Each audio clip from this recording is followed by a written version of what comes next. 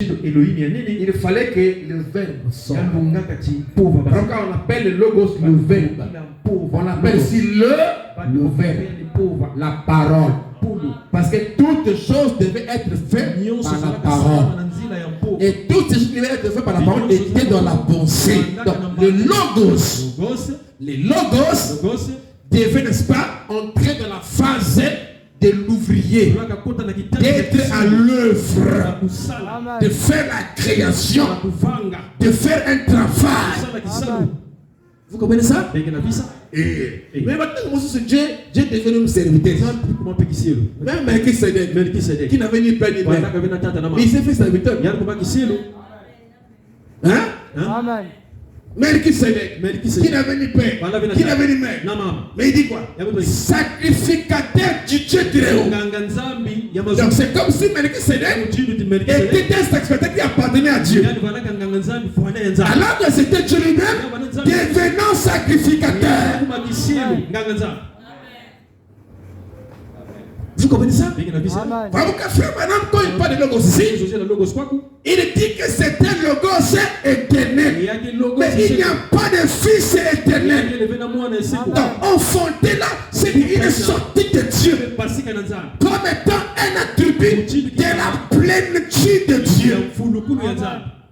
Amen. Il dit, oh yeah, c'est quoi le feu? Et le logos, qui est son de Dieu? Logos.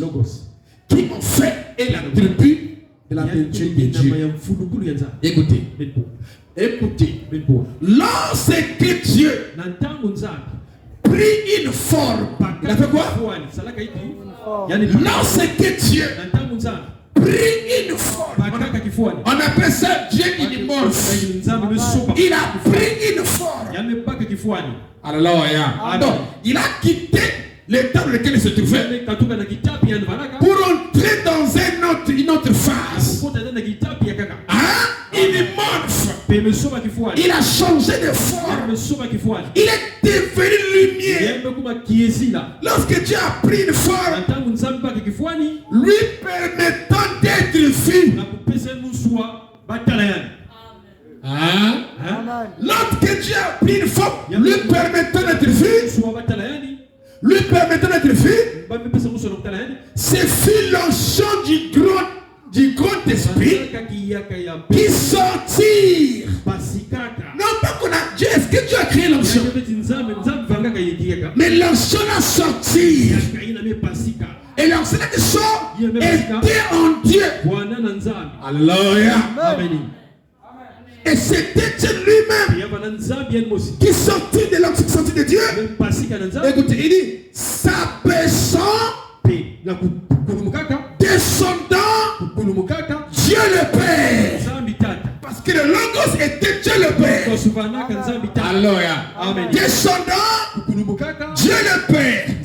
Les logos qui étaient au-dessus d'Israël. Alléluia. Pourquoi je vous avais dit le mercredi que dans la phase 2 ici, que Branham dit que c'était le logos qui était au-dessus d'Israël. Je vous avais dit, vous avez remarqué dans la Bible, dans cette phase-là, c'est-à-dire qu'avant Jésus ne vienne, dans l'Ancien Testament, il était plus appelé l'Éternel. L'éternel, David l'éternel, parce qu'il était dans la forme d'immortalité. Alléluia. Il n'avait pas encore fait le corps qui commence et qui meurt. C'était l'éternel, le logos. C'était Dieu lui-même au-dessus des enfants d'Israël. Alléluia.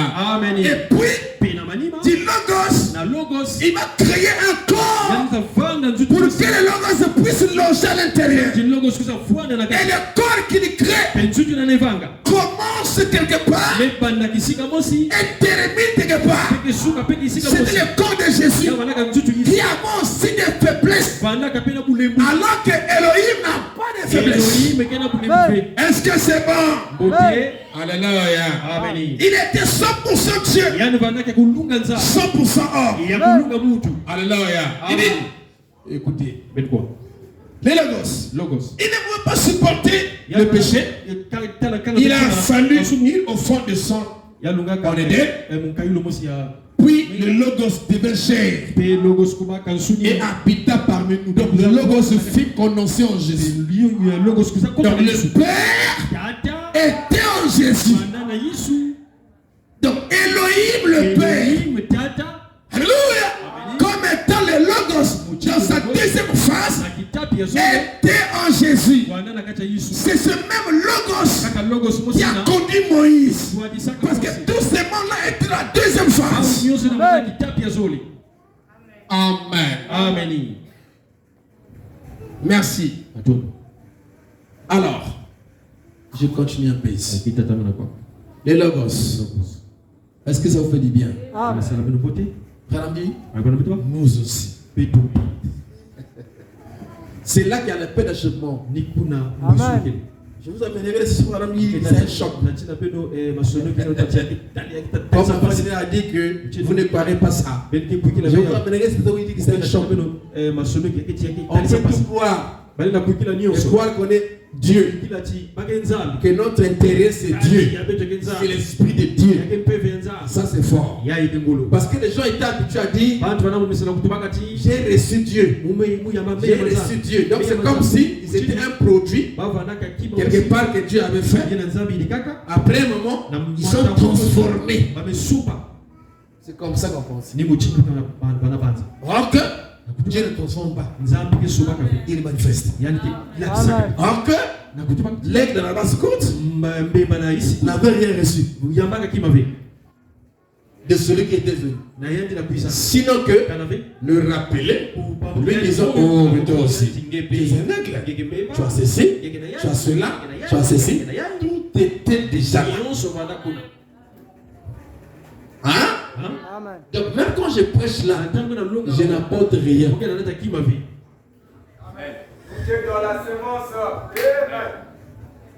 Mais je ne fais que réveiller ce qui est déjà en vous. Frère Branham me dit, le revers de la mer, c'est vous. Dans le revers de la mer, ça ne veut pas dire que la mer a reçu encore d'eau. C'est le même eau qui est là. Un vent est venu et a commencé à remuer ça. Il rentre dans son réveil en train de vaquer ce qui était à son sein. Mais il n'a pas eu plus d'eau. C'est le même eau. Donc ce qu'il te donne là, c'est pour te réveiller. Amen. À celui qui a, on donnera. C'est quand on te donne là, c'est pour te réveiller. Est-ce que c'est bon? Amen. Pour te montrer ton identité. Amen. Amen. Alors, Melchisedec, prêché en 65. Nous avons lu Melchisedec le mercredi. Car on dit que Jésus a eu un commencement, il est une fin. Amen. Amen. Il était différent des grands Melchisedec. Mais c'est le même Melchisedec qui a formé un corps pour lui. Et ce corps-là, il a formé ça, il a créé ça par la parole. Alors tout ce qui est de création, c'est Dieu. Tout ce qui est de création, veut dire une femme. Amen. Amen. Vous comprenez ça? Il a commencé un jour, et il est terminé, il est mort. C'est la fin. Et puis, il est dans un autre état. L'immortalité. C'est beau. J'étais mort et voici, je suis vivant au siècle du siècle. Amen. Vous pouvez plus mourir.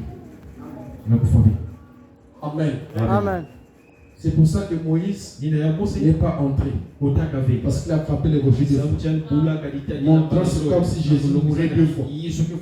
Donc Jésus allait mourir une seule fois. Et puis entrer dans l'immortalité. Voilà. Dieu dit que tu ne vas pas rentrer. Tu vas contempler le canal des lois. Tu ne vas pas rentrer. Parce que le rocher, qui est Jésus, sera frappé qu'une seule fois. On ne frappera ça, on ne frappera pas deux fois. Une seule fois. Amen. Et on l'a frappé par le Père. Amen. Amen. Quand il revient à la vie, vous ne pourrez plus mourir. Encore il va mourir. Et quand ça va revenir à la vie, c'est pour ne plus mourir. Parce qu'il sera loin par mon vrai moi.